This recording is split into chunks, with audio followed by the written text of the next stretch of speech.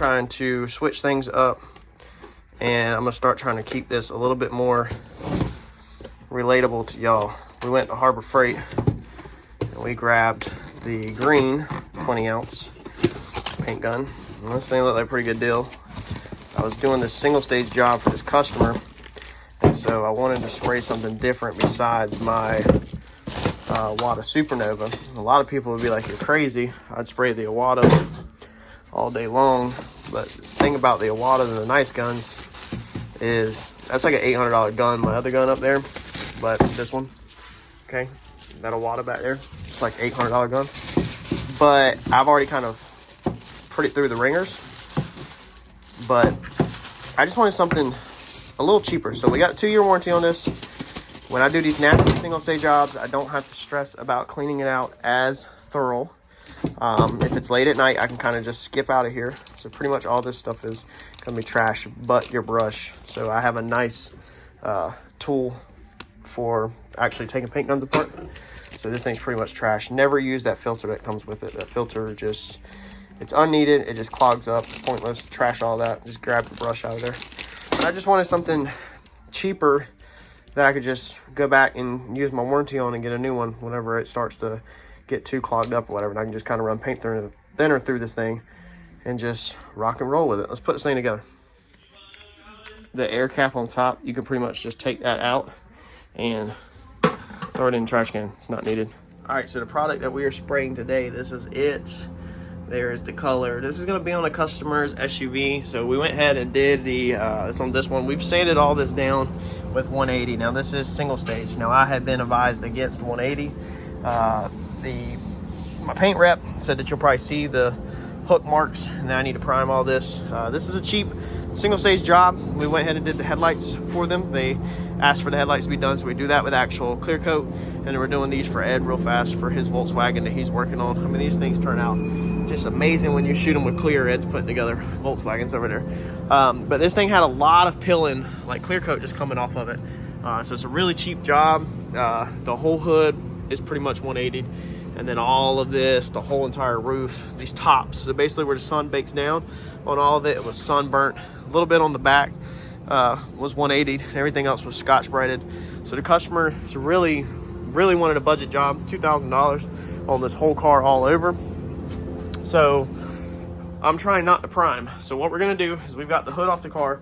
We're gonna run a test panel, okay? Rather we put primer on our hood and then sand our primer and then paint over top of it, or if we put single stage on our hood, sand our single stage and then paint over top of it. Either way, you're putting down one layer of a paint product to fill in your 180s hook marks, your scratches, and the outline of where the clear coat is still left at, where it was sanded, you know, your edges, your hard line.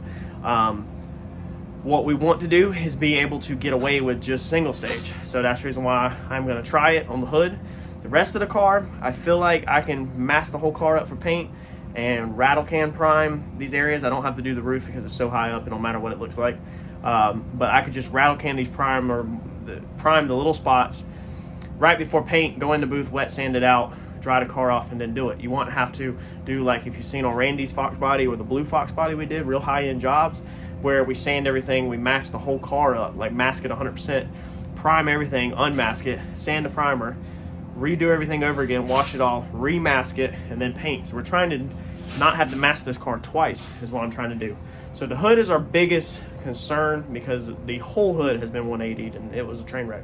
So if we can put enough single stage on the hood to make the hood look good, like the hood dries out overnight and tomorrow it looks good, then that tells me that we can just mask the whole vehicle and we can just rock and roll and we'll look okay. Customer doesn't want stuff perfect. The exact question from the customers are you taking my license plate off or are you taping it? They were just wondering because they wanted me to leave the little trim off. They didn't care. That's the level that we're at. If you already know. And I was like, yes, we're taking your license plate off. We're also pulling your emblems off, you know, all that stuff. We're taking the stuff off. I tried to take tail lights out, but there was, I guess, one bolt that's hard to get to. Not dealing with the headache, you know. I tried to take the window trims out. One come out good. The other ones were taking too much pressure. Not doing it. Not pulling door handles, not like that. It's a $2,000 job. You got to do this quick. So we're using our hood as a test panel. We're gonna see what it looks like tomorrow. If it looks good, then we can leave that thing on the paint stand, put it to the side, roll the car through, single stage jet, and we're done. Put the hood back on it. If the hood looks like crap, then we will 320 our hood out to get it slick, and then we will mask the car up, and then we will know that we have to address these other areas where you're gonna see it. So this is a thicker, higher quality single stage. So let's finish these headlights, one more coat on the headlights and clear. Then we're gonna put a single stage in there, and we're gonna wet out this hood. And I'll show y'all before and after on the hood. All right, so there's what the hood looks like. So as you can see, this outline is what I think we will see. I think we're gonna see that, be able to see it afterwards, but we're gonna put like 3 coats of clear on this thing. So it might vary it, honestly. And even when I'm running over with the tack rag, you can feel that edge right there, because I didn't 100% take all that off, because that clear coat was on the hood. It wasn't like falling off or blowing off, so I kind of left it on there. So I don't know if this is going to be basically our primer, or if this is actually going to end up looking good, but this is going to be our test panel, because it's just a hood and it's easy to redo. So let's spray it. Our data sheet right here says number of coats 2 with 10 minutes flash time between coats. I think we do want to go 3 coats, but we will do the 10 minutes between. Now this first coat, doing this hood as a test panel, because this first coat, actually I do already have tiger stripes in it. I have striping in it. Brand new gun, Harbor Freight gun. I've never sprayed with this gun. I've never sprayed this product, or it's been years and years since I sprayed this product. So I'm kind of like relearning. So the hood is a really good test panel before you go in on the whole entire vehicle. Let me go show you what tiger stripes look like, because I just tiger striped this hood, but we'll fix it on the next one. So if you look carefully, you see them lines right there, okay? Them lines, that is not a reflection off the cylinder. That is actual tiger striping. So I already can tell you I don't like the fan pattern at all on this gun. It doesn't bust it up. I'm not happy with the orange peel of this product right now yet. This is just a test, like I said, a test panel. But the next one, if you tiger stripe something like this, it's harder to see in person. The camera actually makes it a lot worse.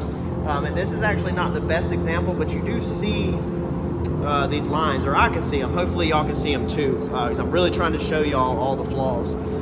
It's just the fan pattern is not good. So the fan pattern is kind of too tight, and it just won't open up like I want it to. So when it's too tight, it literally just puts it heavier in the center, and it does it really bad on metallics and silvers. You can see them again right there. So what you'll do is, if you do get tiger striping, is your next pass, you'll come like this. So you'll crisscross them, and then that pretty much will even everything out. Just make sure you do something different, like back your gun farther away, or open your fan up more, whatever. I've got this fan opened up to the max, and it's still just, it's not, it still puts stripes in it. So my next pass is going to be farther away. As soon as I seen my first ones in the center, I did pull the gun away after like 3 passes, and I feel like it got better, but it still is not perfect.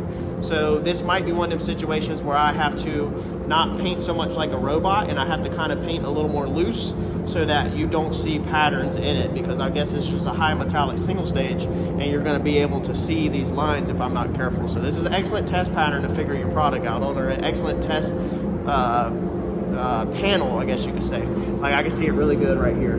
If you see them lines, that is not a reflection. That is tiger striping. All right, so you're definitely not seeing no 180 hook marks or scratches. You can hang that crap up.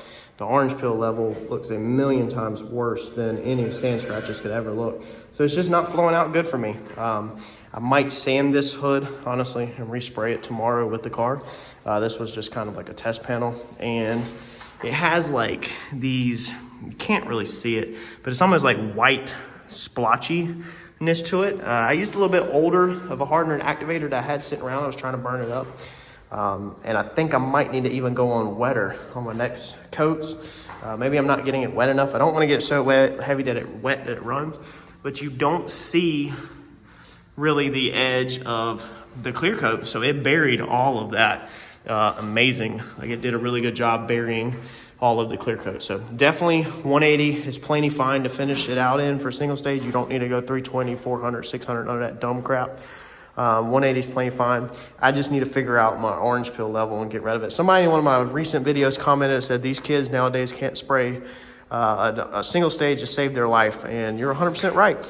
We spray base coat, clear coat most of the time. We don't spray this urethane single stage crap normally. And normally on the jobs we do spray it on the orange peel, it don't matter. I told the customer that the single stage would have more orange peel to it, to just let them know up front. That way I'm not stuck wet sanding and buffing. I never sell my jobs high end. I never back myself into a corner, but I try to put out the best work I can if it's a painted customer. But they didn't want to go base coat, clear coat. It's an older vehicle, so they're saving money, so therefore you're not gonna get base coat, clear coat quality. But yeah, that's it for today. My test panel went successful. At least this is not spread all over the whole vehicle and then, you know, get stuck with that. I know I definitely need to try to change some stuff up for tomorrow, hopefully. It does say right here that if additional thinning is needed, up to 10% of this can be added. This is going to be another type of reducer. So I'm going to probably call my paint supplier and check on this product tomorrow, and maybe reducing this so that it's closer to a traditional clear for me. Maybe we'll make it lay out better, and maybe it's all in this this Harbor Freight gun. You know, maybe this Harbor Freight gun is just not going to give me the pattern I want. I think tomorrow I might start out with my Iwata and try to do my Iwata and see if that looks like it's a lot better than this gun. You know, we're learning as we go. I've never used this gun, so like I said, that was a test panel for exactly all the reasons that I'm going over. All right, we're gonna give this guy one more chance to redeem itself with some clear coat. It's been a while, and I just touched this hood, and you can see right there where it's still wet. So this stuff is extremely wet. I think it's that old hardener and old activator I use. It's probably just bad and expired. That's probably what's created a bad orange peel, and that's probably what's making it take so long to harden up. We'll let this thing sit for 24 hours or so, and unfortunately, if it don't harden up, I'm gonna have to just wipe this hood down with paint thinner. So that's the reason why I wanted to use the old stuff on a hood, definitely not a vehicle, because you definitely don't want that nightmare on a vehicle. But all that old stuff just went in a trash can because I can't gamble that on something that actually matters. Again, this was just a test panel for this kind of thing exactly. So we've got this Jetta hood that just would not buff out. It's extremely faded.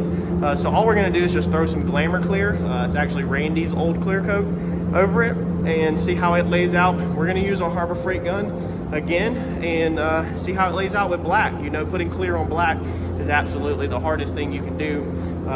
You know, it shows all the imperfections. So we're gonna see how this guy does with clear coat on black. Let's roll.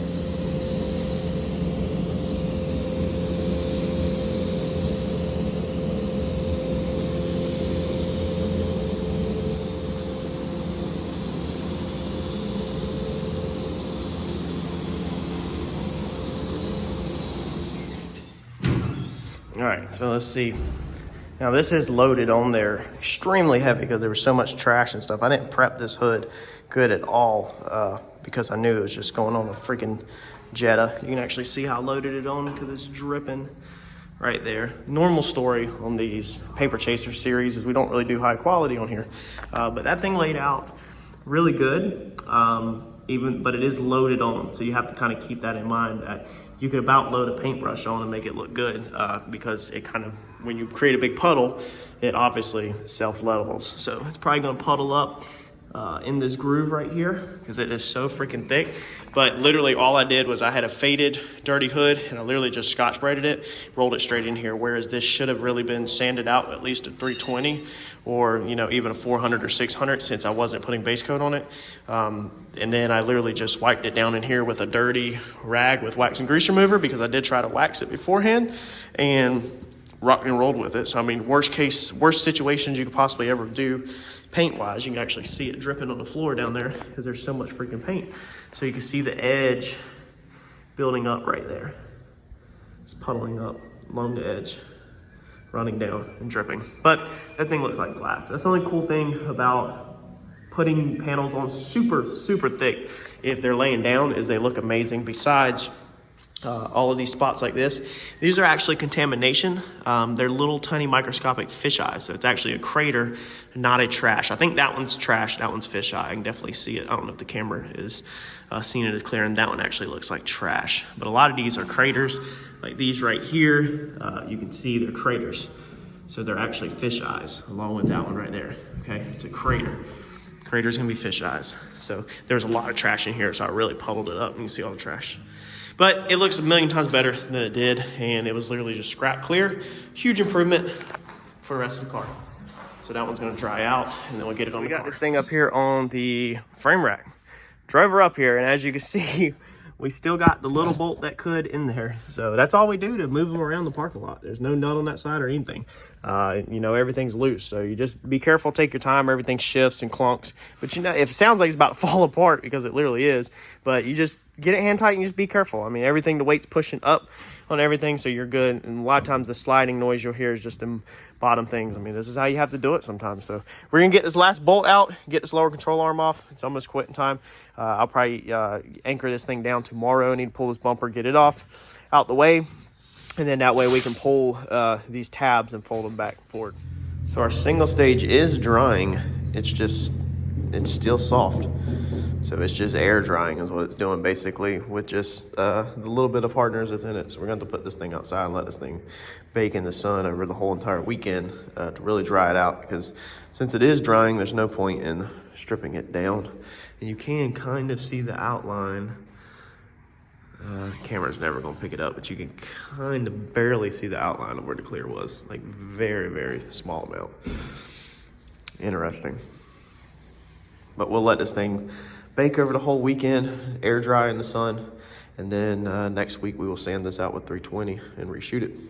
But one down, I take the old bushing, put it in there so I keep the spacing right, hook a chain to it, pull it. So we definitely got that walt. If anything, it's a touch forward this way, this ear, but that's because I was sledgehammering on it. So when I beat it back this way to open it up, will be right. That front ear is, as you can see, pretty much perfectly freaking straight. So now we got to get this guy back here back forward. This one's going to take a lot more force. This one's a little bit more sketchier. I might have to chain the truck down better. All right, this here, that ain't what's hitting our ear. Definitely can't do that.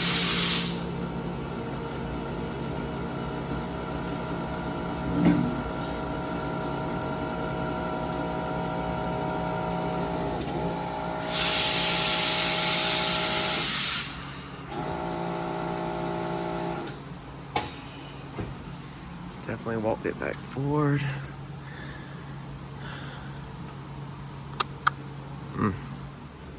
All right, repositioned, changed up our hardware.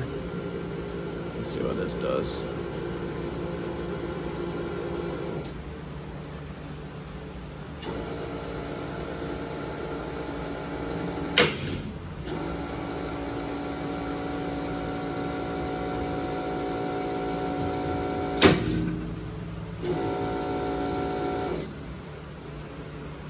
I think that's far enough forward that where the bolts actually mount up, and you just got to pound all the ears.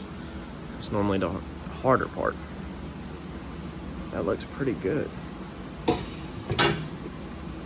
Well, we got it back in there. It went in there pretty easy, actually. Tapped right in.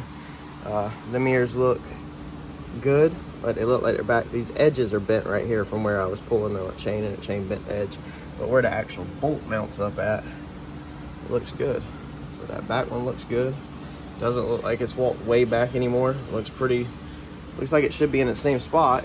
And then the front one, you know, front one looks good. And you gotta remember that my front one was pretty close to being in the correct spot. Your control arm obviously has no play like this. So if your back one slips in pretty good too, then that tells you that your back one's not swayed back too far. So the front one was the easiest because the front wasn't really moved that bad. It's just the back. So it kind of sets really close by using your parts. As long as everything goes in pretty smooth, it kind of sets where it's supposed to be for the most part. And then you have your alignment to get everything else out. So I'm happy with that. You don't want to ever send it to the alignment shop without feeling like everything's right, at least. So I think I'm gonna button this thing all the way back up and tighten it down and get it off this frame rack and go test drive it. Only other thing we gotta do real fast before we get it off is gotta remember to pull this, or I'm gonna have to put it back up here. Look at that, boys. She's all back together. Got her some meat on her. I'll put that together. About to get her off the frame rack. Look at that, boys. She's all back together. Got her some meat on her. I'll put that together. About to get her off the frame rack. So it is Friday morning, getting this thing taped up. That's all I really got to do today.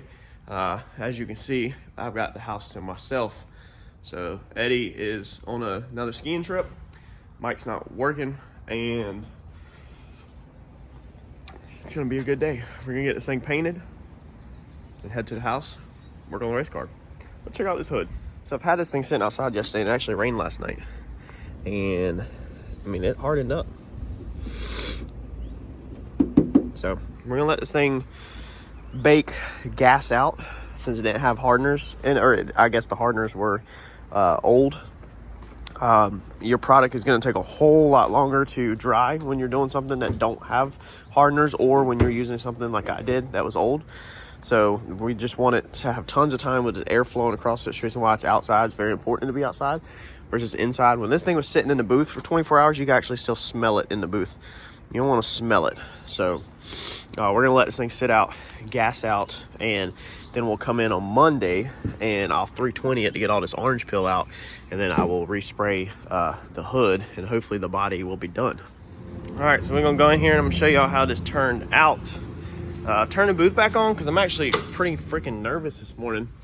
You probably can't tell, but it is, yeah, of course it's not gonna be whipping too hard when we're doing it. It's pretty windy here. Problem about having a paint booth like this, a downdraft booth sucks air into the ground and out. It's plumb before the booth is built. A cross draft booth sucks air across the booth like this. It comes in, goes into the exhaust filters, and it goes out a stack that's actually up there on the roof. So when it is windy outside, the air actually sometimes comes into the giant stack, down, and blows the filters out reverse into the booth and makes dust go everywhere. Now, normally on flip cars, it's not a big deal if it's super windy. It doesn't happen often, but when it is super windy, it does happen. You might notice everything is opened. So here's why everything's opened also. So on a job like this, when I tape stuff up, normally I try to get in here right away immediately afterwards and pick the tape off on any edges that are close, such as these right here. So these gaskets right here literally sit on the paint. You can see we have paint on the gaskets. I actually warned the customer ahead of time that there would be paint on the gaskets, and she actually said that she prefers a little paint on the gasket versus the tape being on the car and missing some of it, you know. So we had that discussion. These are amazing, amazing customers. They're very hard to find, and they're few and far in between that understand it. But overall, you know, even, I mean, it looks good. That's what kind of stuff you'll get whenever you're doing a tape, you know, a tape job. You can tape precisely all you want, but the problem is that these seals, they actually drop in. They actually, so this seal right here is flat, and then it dips in and curves out. So it's extremely hard to get that tape to stick up there no matter what you do. Your seals down here, normally you can pretty much get them on the money, but still some floats up and touches, you know, heavier in some spots than the other, where the tape didn't stick that good. So that's just normal on a tape job. But I like to get in here and peel my tape back so that any edges don't bridge. We've talked about it before in the past. Whenever you're painting, obviously your paint is a certain thickness. So it's as thick on this as it is on this tape. So that means if this tape is touching the panel, then it creates a liquid barrier across the whole thing. If you let this dry and you go and pull it, then you can literally pull the paint off of your panel of your car. So you have to run a razor blade around everything first, and then you have a razor blade line.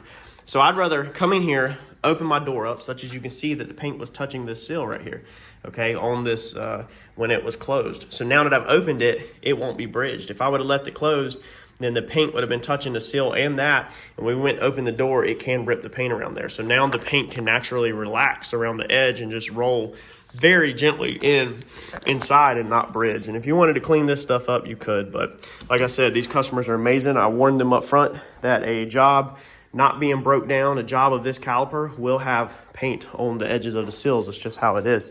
But we didn't fix things like this dent. You know, we just smoothed it out. We didn't fix anything. So I come in here and just untaped everything that, you know, was questionable that was touching. Overall, it turned out good. I had some stupid piece of trash right there fly out in the mirror or something in the middle of a paint job. You don't want to try to pick it out because you'll just make a big smeared mess.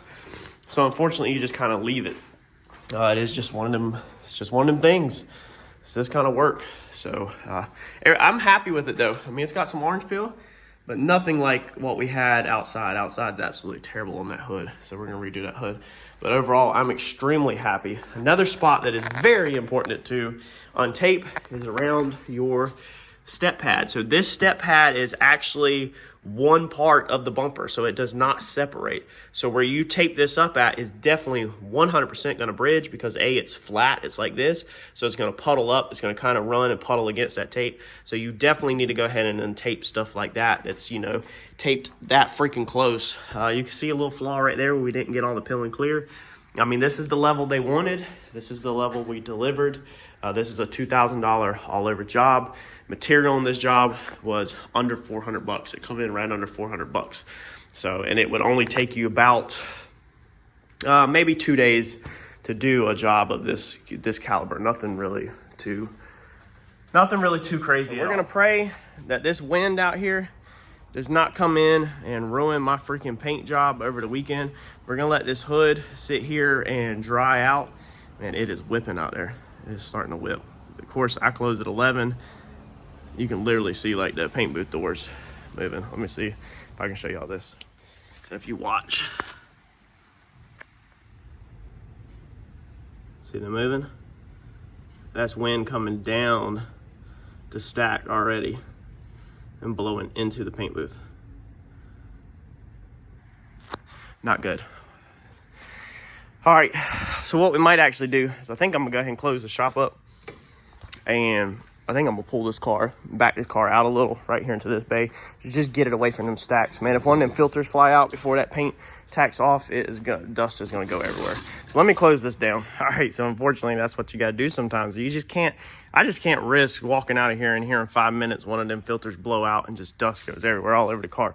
But of course, in true fashion, when I'm trying to move this thing, I nicked a couple of freaking spots trying to mess with the doors and all that. So gonna have to do a little touch up on Monday morning probably. Hopefully we'll be okay. What a Friday. Be out of here early, so I told the wife, because I'm so exhausted from working so much this weekend. And here it is, of course, getting out of here on time, not early.